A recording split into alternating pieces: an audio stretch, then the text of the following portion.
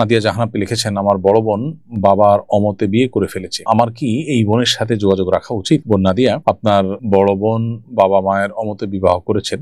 ফুকাহে আহনাফের মতে প্রাপ্তবয়স্কা মেয়ে বাবা মার অমতে বিয়ে করলে বিয়ে হয়ে যায়, যদিও অন্যান্য ফকিহগণের মতের ক্ষেত্রে ভিন্ন। তারা বলেন যে আইয়ুমা ইমরাআতিন নাকাহাত নাফসাহা মিন গায়রি ইযনি ওয়ালিহা ফানিকাহুহা বাতিলুন। কোন ব্যক্তি, কোন নারী যদি অভিভাবকের সম্মতি ছাড়া অভিভাবকের অমতে যদি বিবাহ করে তাহলে তার বিয়ে বাতিল। তো অন্যান্য ফকিহদের মতে তার বিয়েই তো বিশুদ্ধ হয়নি। আর ফুকাহে হানাফের মতে, যেহেতু বাংলাদেশি বিষয় এবং হানাফি থট ফলো করে থাকেন, তিনি হানাফি থটের অনুসারী হিসেবে তার বিয়ে বিশুদ্ধ হয়ে গেছে। বাট এর কারণে আপনি আপনার বোনের সাথে অভিমান করতে পারেন।